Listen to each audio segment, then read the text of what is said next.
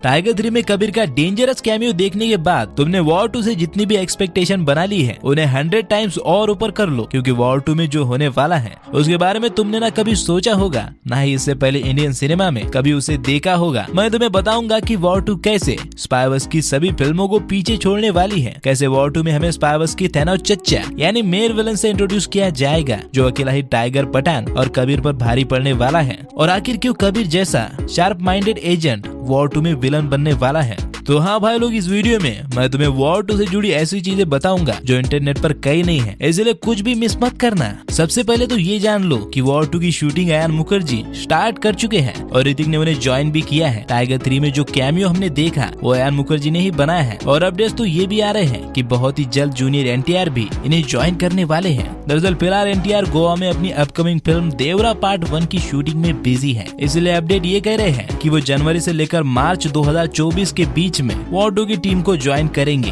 खैर अब सीधा मुद्दे पर आते हैं और कबीर के कैमियो से वॉर 2 की स्टोरी डिकोड करने की कोशिश करते हैं। कर्नल लूथरा कहती है कि ये काम सिर्फ तुम ही कर सकते हो, क्योंकि वो जानते हैं कि कबीर अपने देश के लिए किसी भी हद तक जा सकता है, और पठान टाइगर की तरह उसकी कोई कमजोरी भी नहीं है, क्योंकि उसका कोई परिवार नहीं है, वो बेझिझक ऐसे काम कर सकता है जिनकी कोई मापी नहीं है। तो बेसिकली वॉर 2 में कबीर विलन बनने वाला है, और पर्सनली मेरा ऐसा मानना है कि यहाँ पर कर्नल किसी एक इंसान की या फिर किसी एक विलन की बात नहीं कर रहे हैं, बल्कि एक ऐसी ऑर्गेनाइजेशन या फिर सीक्रेट सोसाइटी की बात कर रहे हैं जो दुनिया के सारे टेररिस्ट ग्रुप को चलाती है, पर उनके बारे में कोई जानता नहीं है। इनका मकसद दुनिया में आतंकवाद फैलाना है और उस पर कब्जा जमाना है। ये अंधेरे की वो दुनिया है जिसके बारे में सभी एजेंट और टेररिस्ट ने सुना तो है, पर किसी ने भी इसे देखा नहीं है। अगर तुमने इल्यूमिनाटी नाम की सीक्रेट सोसाइटी के बारे में सुना है तो मैं क्या कह रहा हूँ तुम समझ रहे होंगे। ये हमेशा अलग अलग देशों को टारगेट करते हैं, और इस बार इनके निशाने पर इंडिया है, और ये कितने खतरनाक है कर्नल लूथरा जानते हैं, और वो ये भी जानते हैं कि कोई आम एजेंट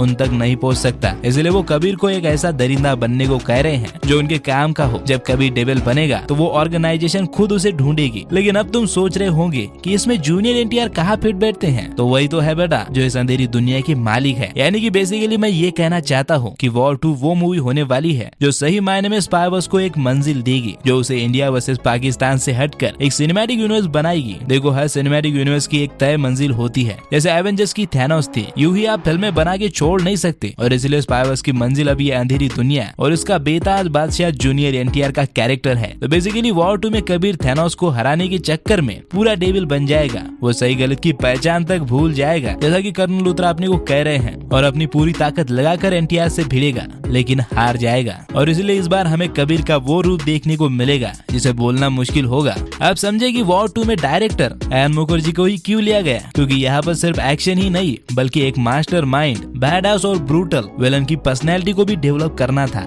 एक कमाल की स्टोरी भी बिल्ड करनी थी जो स्पाई वर्स को एक मंजिल दे सके, और अपने कबीर को भी तो डार्क मोड में दिखाना है, और अयान मुखर्जी इसके लिए बिल्कुल परफेक्ट है। देखना इन तीनों का कॉम्बिनेशन इंडियन फिल्म हिस्ट्री में एक सुनहरा पन्ना जोड़ेगा। और जूनियर एनटीआर ही थैनोस है, मैं इसको लेकर इतना श्योर इसीलिए हूँ क्योंकि हम सब जानते हैं कि वो अपनी फिल्मों की सिलेक्शन को लेकर बहुत सतर्क रहते हैं, इसलिए वो एक ऐसी विलन का रोल कभी नहीं करेंगे जो यूं ही मारा जाए। एनटीआर पहले से ही सुपरस्टार थे और RRR से उनकी पॉपुलैरिटी दुनिया भर में फैल चुकी है। अब तुम जरा सोच के देखो कि इतने बड़े मुकाम पर पहुंचकर जूनियर एनटीआर एक मामूली विलन का रोल क्यों करेंगे। इसलिए पर्सनली मुझे ऐसा लगता है कि इस रोल में कोई जरूर खास बात छुपी हुई है, और आई गेस वो मेन विलन ही है। हालांकि अभी एक अपडेट निकल कर आई थी जिसके हिसाब से जूनियर एनटीआर ही अपने सभी स्टंट वॉर 2 में करने वाले हैं। RRR में भी उन्होंने ऐसा ही किया था, और इस बार भी वो 80% एक्शन सीक्वेंस बिना बॉडी डबल के करेंगे, और इससे पता चलता है कि वो अपने इस रोल को लेकर कितने एक्साइटेड हैं। वैसे कैमियो की बात करें तो SRK और सलमान हमें इसमें जरूर दिखेंगे, और क्योंकि आलिया भट्ट को लेकर एक solo spy movie wire plan कर रहा है, तो ये भी कहा जा रहा है कि वॉर 2 से वो स्पाई वर्स में एंट्री ले सकती है। और बेटा रूमर्स तो जिम के रिटर्न करने के भी आए हैं, पर मैं इसको लेकर श्योर नहीं हूँ, क्योंकि मुझे जिम के साथ वॉर 2 का प्लॉट फिट बैठता हुआ नजर नहीं आता है। पर हाँ, ऑफ कोर्स हम जिम की वापसी तो चाहते ही है। वैसे भी पठान से लेकर अब तक अगर किसी विलन की बातें हो रही हैं, तो वो कोई आम विलन नहीं हो सकता।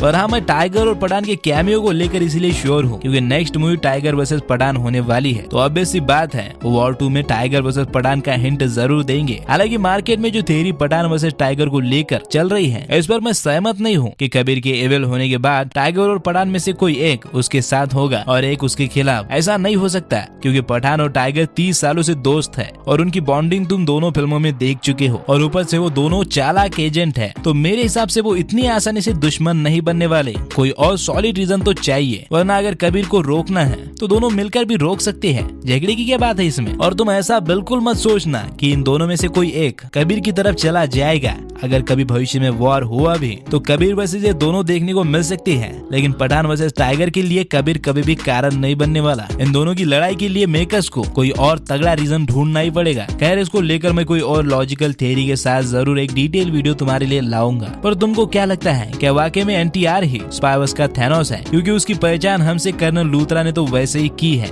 और हाँ, अगर ये वीडियो अच्छा लगा हो तो लाइक और शेयर जरूर करना। मैंने टाइगर 3 की एंडिंग को एक्सप्लेन करते हुए भी एक वीडियो बनाई है, अगर वो तुम्हें देखनी है तो ऊपर लेफ्ट साइड में मिल जाएगी। और आज जाने से पहले चैनल को सब्सक्राइब जरूर करना। तो फिर मैं चलता हूँ, आज की वीडियो में बस इतना ही। हम मिलेंगे अगली वीडियो में, तब तक आप फिल्में देखो।